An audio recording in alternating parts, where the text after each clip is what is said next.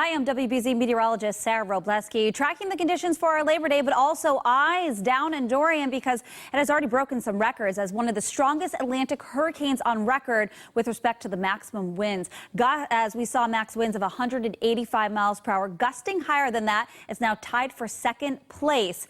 Allen in 1980, only the stronger storm with those winds of 190. Also looking at the pressure, we're in the top 10. Dorian dropped down to 910 millibars. It has jumped up a bit, but it's barely moving. Still a major hurricane, Category 5, max winds of 165 miles per hour, and it is just pushing through the Bahamas, creating devastating conditions with storm surge, as well as some very strong winds, just damaging the communities there. As we take a look at the outer bands, you can see they're just starting to push along the coast.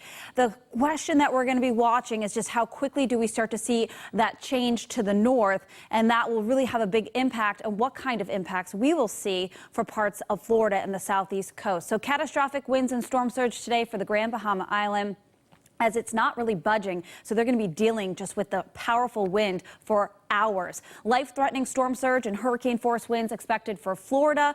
And then there is now an increasing risk of strong winds and storm surge for Georgia, South Carolina, and North Carolina as we get through the midweek. So everyone needs to still be watching the track closely because there's still some uncertainty. We have to watch for that turn to the north-northwest, but it's a large storm. And while it is expected to weaken, it is going to remain a major hurricane. When it begins to weaken, the wind field actually expands. So there's a better chance of eastern parts of Florida seeing the threat of damaging winds and storm surge as we go over the next 24 to 48 hours. It's a slow mover. It does begin to pick up as it weakens up along the coast, but we need to watch because if there is any change in this track, we could be talking about more significant impacts even inland. If it goes out further, of course, we'd start to see some improvement, but there is the possibility by Friday morning, we could be talking about a landfall across parts of the Carolinas before it gets swept up to sea and passing southeast of New England by Friday night into Saturday, bringing some big waves to our area.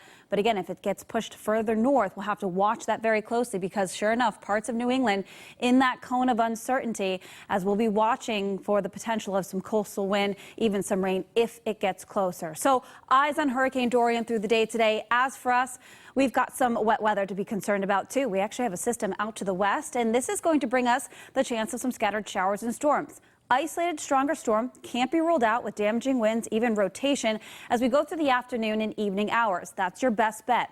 Hit or miss down across the southeast, likely staying dry through the late part of the evening, though. That's when we'll see those showers and storms moving from west to southeast and diminishing in activity overnight. So Tuesday starting off really dry. We'll notice temperatures on the warm side, still very muggy.